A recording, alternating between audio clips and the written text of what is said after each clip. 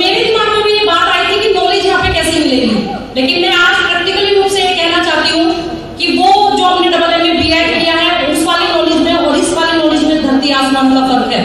वहां पे सिर्फ और सिर्फ बुकिश नॉलेज बताई जाती है, पढ़ना है, लिखना है, एग्जाम देना है और हमें मार्क्स लेने हैं। यहाँ पे ये बताया जाता है कि बड़ों का आदर कैसे किया जाता है, रिलेशन कैसे बिल्ड किए जाते हैं, व्यवहार कैसे किया जाता है। संदीप सर ने अभी भी बता दिया था आपको कि लॉजिक और लीगलिटी का इशू था। आपसे पहले हमने कभी किसी कंपनी को किया नहीं था, मैंने कभी किसी डायरेक्ट सेलिंग की कंपनी को सुना भी नहीं था।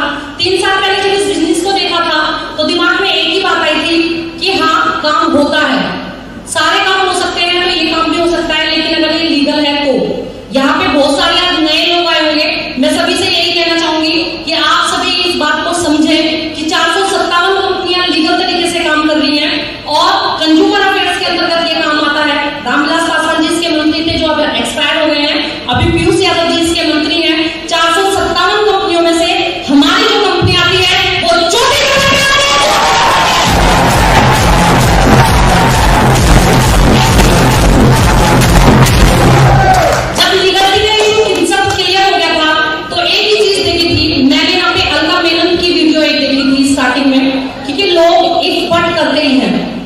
काम कितना ही लीगल है, कितना ही अच्छा है, लेकिन हम जब शुरुआत करते हैं तो कुछ लोग हाँ भी बोलते हैं, कुछ लोग ना भी बोलते हैं। ये तो मेरे साथ भी ऐसा ही हो रहा था, कुछ लोग हाँ बोल रहे थे, कुछ लोग ना बोल रहे थे।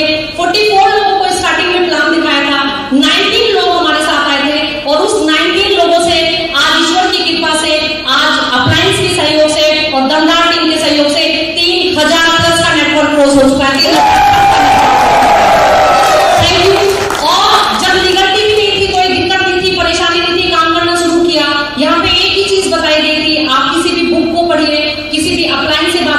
तो यहाँ पे 4 बातें ही बताते हैं कि एक तो अगर आप नेटवर्क मार्केटिंग कर रहे हैं तो सबसे पहले तो आपकी लीगल कंपनी होनी चाहिए, आपका सिस्टम बेस्ट होना चाहिए, आपके अप्लाइंग बेस्ट होने चाहिए और चौथा खुद आप बेस्ट होने चाहिए।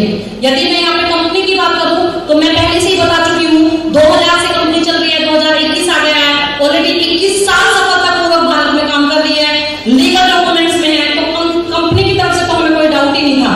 सेकंड बात आई थी अप्लाइंग की, तो मैं सच बोल रही हूँ, मैंने इस बिजनेस से पहले मेरे एक भाई है, हम 3 बहन हैं। इस बिजनेस में मुझे ज्ञानेंद्र भैया जैसे और सुखजीत भैया जैसे बड़े भाई मिले, तो इस बिजनेस की मैं जितनी भी गणना करूं वो कम होगी। मेरे लिए बड़े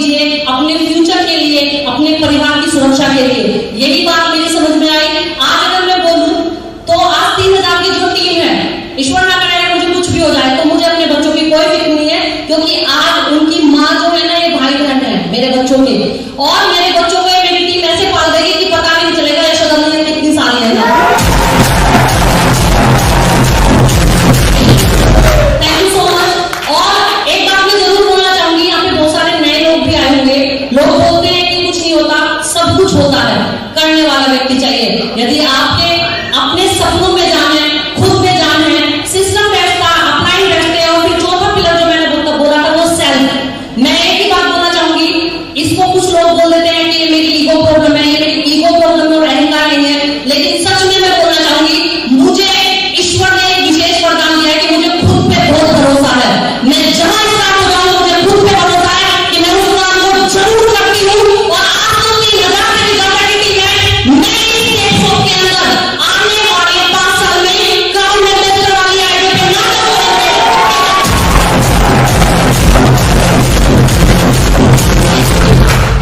खुद पे बहुत भरोसा है।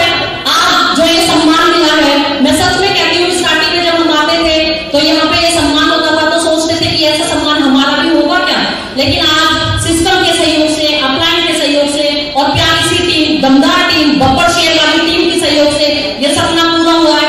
इसी 2021 में कंफर्म राइट और लेफ्ट से 2 डायमंड को लेके क्रूज पे 2021 अक्टूबर में जाना है, सेल्फ कोर्ट जाके एक काम निश्चित जाना है। Thank you. और नए लोगों के बारे में मैं जरूर बोलना चाहूंगी, सिस्टम से जुड़े रहें, बुक्स पढ़ें, नॉलेज इंक्रीज करें, और अगर एक बात से आप परेशान हैं, लोग अगर मना कर रहे हैं, तो मैं एक स्टोरी के माध्यम से अपनी बात को जरूर खत्म करना चाहूंगी। एक बार शिव और पार्वती माता होते हैं, माता रानी कहती है कि शिव जी मुझे इस धरती का भ्रमण करना है, ये धरती कितनी सुंदर है, कितनी अच्छी है, मुझे ये देखना है। और शिव जी भी तैयार हो जाते हैं। शिव जी और पार्वती माता जैसे ही धरती पे आते हैं, वो अपनी नंदी के साथ चलते रहते हैं। जैसे नंदी आती है तो वो दोनों उस पर बैठ जाते हैं। धरती पे वो थोड़े से आगे चलते हैं तो कुछ लोग उन्हें देखते हैं और वो बोलते हैं कि कितने बेकार लोग हैं ये दोनों, दोनों के दोनों इस पे बैठे हैं, वो ही नहीं देख रहे हैं कि कितना वजन पड़ रहा है इस पे। जैसे ही बात ये माता रानी सुनती है, माता रानी कहते हैं कि हे स्वामी आप ही इस पे बैठो, मैं पैदल चल देती हूँ।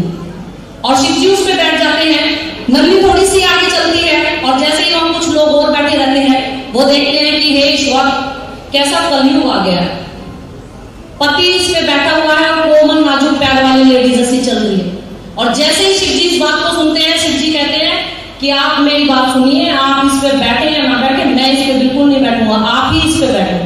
पार्वती माता इस पे बैठ जाती है। थोड़ा सा आगे चलते हैं, कुछ लेडीज आ रही होती है कहीं से, वो एकदम देखती है, हे ईश्वर घोर अन्याय, इस कलयुग में पुरुष समाज में आदमी पैदल चल रहा है और औरत को इस पे बैठा रखा है।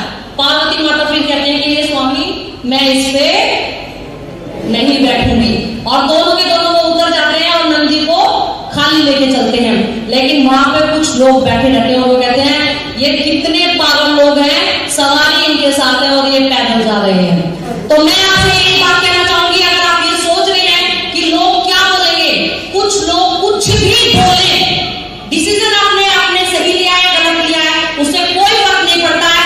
आप अपने ऊपर काम कीजिए, अपनी पर्सनैलिटी पे काम कीजिए, अपने नॉलेज पे काम कीजिए, सिस्टम पे विश्वास रखिए, अप्लाई पे विश्वास कीजिए। आपने जो भी डिसीजन लिया है उस डिसीजन को सही साबित कीजिए। हम आपके साथ हैं, सिस्टम आपके साथ है, अप्लाई आपके साथ है। Thank you so much. और इसी 2021 में बिल्कुल विजन क्लियर है। हम और संदीप सर वास्तव में इस वाले काम में बहुत बड़ा काम करेंगे। और एक चीज मैं जरूर बोलना चाहूंगी कि संदीप सर एक बात बोलते हैं कि वास्तव में किसी ना किसी सफलता में किसी ना किसी का कुछ ना कुछ हाथ होता है।